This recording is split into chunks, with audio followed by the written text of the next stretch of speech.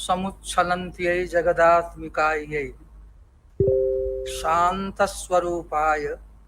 सदाशिवाय सते भवन्त्यै भवते च सत्यै नमः शिवाय च नमः शिवाय।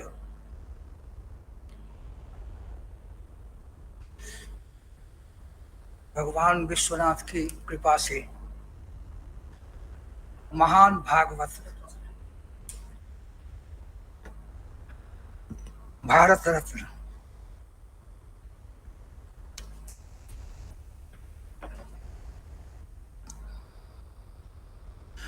परम पूज्य मदन मोहन मालवीय जी महाराज तीर्थराज प्रयाग से काशी पधार कर काशी हिंदू विश्वविद्यालय जैसी संस्था का स्थापन हो, इसका मंजूर संकल्प लिया था और उनका उद्देश्य था भारतीय संस्कृति का जो प्राण है वो है वेद श्रुति और तंत्र श्रुति, और इनके आधार पर विकसित जो भारतीय शास्त्र हैं, शिव से अभिनय के रूप में, उच्छलन के रूप में, क्रीड़ा के रूप में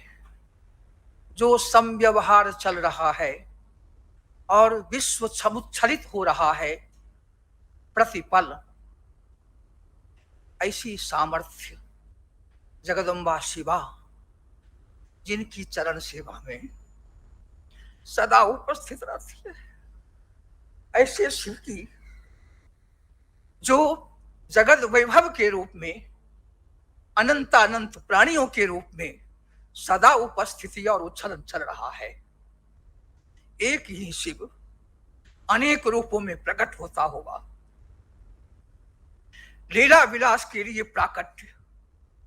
वहां सांसारिक कलुष वासनाओं को लेकर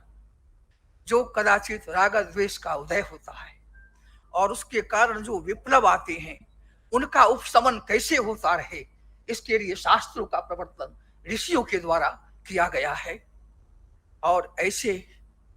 जो वेद श्रुति और तंत्र श्रुति है, उनके आधार पर विकसित जो तमाम विद्याएं हैं, और वो सारी विद्याएं जो विश्व में व्याप्त वांग्मय है नाना प्रकार के,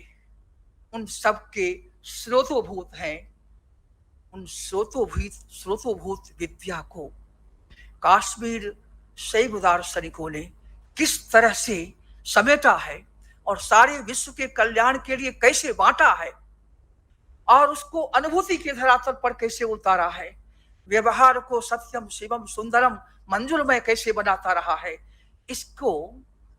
प्रकट करने के लिए समय समय पर ऐसे कार्यक्रम हुआ करते हैं। हमारे मदन मोहन मालवीय जी महाराज ने ऐसी संकल्पना की थी कि हमारी जो भारतीय संस्कृति है और उसका जो मूल आधार है भारतीय शास्त्र, उनका यथाविधि संरक्षण हो, संवर्धन हो और इस तरह के विमर्श होते रहें, इसके लिए और जो तमाम विद्याएं हैं वो इसके अनुशासन में चले, इसके अपने भारतीय विद्या के मार्गदर्शन में बढ़े, इसके लिए इन्होंने इतने बड़े विश्वविद्यालय की संकल्पना की। और उसके क्रम में हम अनुभव करते हैं कि काशी के त्रिकोण को यदि हम लेते हैं तो काश्मीर, काशी और केरल, इस त्रिकोण के मध्य में जो काशी विराजमान है, उस काशी में हमारे गुरुजी आचार्य रामेश्वर झा जी महाराज लब्ध प्रतिष्ठ थे। व्याकरण, न्याय, वेदांत आदि विषयों के महान विद्वान, बड़े समादृत। उनकी पूर्णता का आलोक तब प्राप्त हुआ जब काश्मीर की भूमि में हमारे परम गुरु आचार्य ईश्वर स्वरूप स्वामी जी लक्ष्मण जो देव जी महाराज खींच करके रामेश्वर झा जी महाराज को अपने पास लाए और इन दो महाविभूतियों का जब एक जगह संगम हुआ, बैठना हुआ, वहां भक्तगण विशाल संख्या में विद्यमान थे। उनमें से कुछ यहाँ साक्षी भी हैं और कुछ उनकी परंपरा के बच्चे हैं।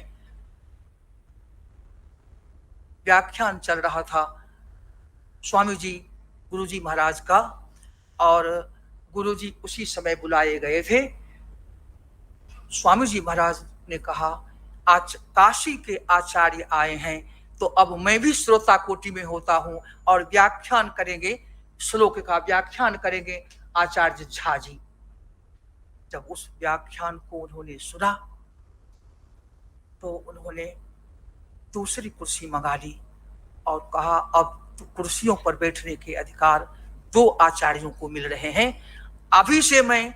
रामेश्वर झा जी को शिक्षा गुरु के रूप में अपनाता हूं और गुरु जी रामेश्वर झा जी स्वामी जी के चरणों में नतमस्तक हुए और उन्होंने कहा, आपको मैं दीक्षा गुरु के रूप में स्वीकार करता हूं। सारे वांग्मय के ज्ञान भरे हुए थे आचार्य रामेश्वर झा जी के अंदर, वेदांत की साधना में प्रतिष्ठित थे, किसी की परवाह नहीं करते थे कैसे ये दोनों महापुरुष एक जगह होंगे, ये चिंता लोगों में व्याप्त थी। श्री देवी शारदा देवी, जहां श्री नगर कहलाता है,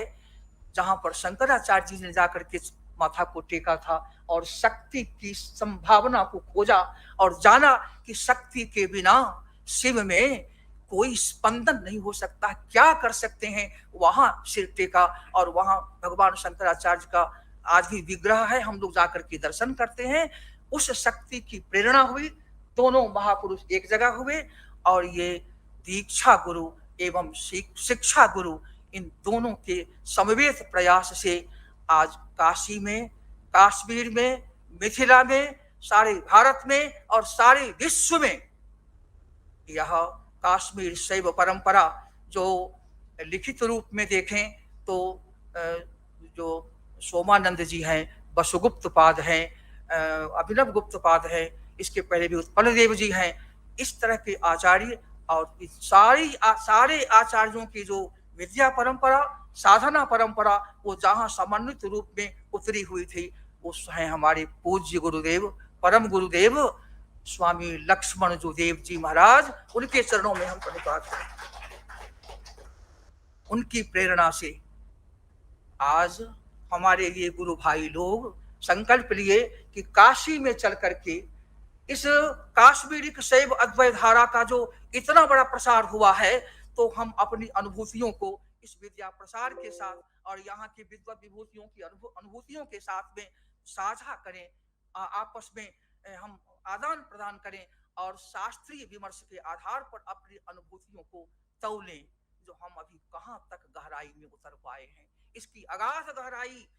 में हम कहाँ तक अभी पहुंच पाए हैं, वहां अपनी स्थिति को देखें और फिर जो परमेश्वरी कृपा है उसके अवलंबन के द्वारा हम जीव में जो सकल प्रमात्रिता है, विज्ञानाकल प्रमात्रिता है, प्रलयाकल प्रमात्रिता है, मंत्र प्रमात्रिता, मंत्रेश्वर प्रमात्रिता, मंत्र महेश्वर प्रमात्रिता और शक्ति प्रमात्रिता कहे या शिव प्रमात्रिता कहे, तो सकल प्रमाता से चलकर हम शिव प्रमाता के रूप में प्रतिष्ठित हुए, शक्ति प्रमाता के रूप में प्रतिष्ठित हुए। यह हमारी गुरु परंपरा का लक्ष्य है। हमारे अनेक विद्वत जन और साधक जन यहाँ उपस्थित हैं। हम पूज्य गुरुदेव आचार्य कमलेश दत्त त्रिपाठी जी के चरणों में पुनः पुनः प्रणिपात करते हैं कि आप रामेश्वर झा जी गुरु जी से और उनकी परंपरा के द्वारा आचार्य स्वामी लक्ष्मण जो देव ईश्वर स्वरूप जी से भी उस शक्ति को पाए, उस पूर्णता को पाए हुए हैं और रामेश्वर झा जी गुरु जी के आशीर्वाद को ग्रहण कर आपने जो शिक्षा का एक विभाग था उसको धर्मागम विभाग के रूप में यहाँ विश्वविद्यालय में प्रतिष्ठित कराया। आज आपके सामने ही हम समझते हैं लगभग 30-40 वर्षों के इस श्रम में, इस विभाग में अभी 250 बच्चे पढ़ रहे हैं, रिसर्च कर रहे हैं, पढ़ा रहे हैं और सारे विश्व से छात्र छात्राएं विद्वत परंपराएं जुड़ी हुई हैं इस विभाग से और उस सब का श्रेय है हमारे गुरुदेव आचार्य कमलेश दत्त त्रिपाठी जी गुरु जी का, जो यहाँ विराजमान है। उनकी उपस्थिति, उनके संकल्प और उसी से इस तरह के कार्यक्रम यहाँ सैकड़ों होते रहते हैं, सैकड़ों। हमने आपके चरणों में बैठकर, जब मैं दरभंगा में था तब आता था, बुला लिया करते थे, आदेश दिया करते थे और बुलाते बुलाते इन्होंने कहा कितनी बार बुलाऊंगा, कमलेश कमलेश को क्या बुलाएगा, यहीं आ जाओ, और बैठा दिया उन्होंने। इतनी बड़ी महिमा, बैठा दिया, कहा अब मैं कुर्सी छोड़ा, तुम बैठो,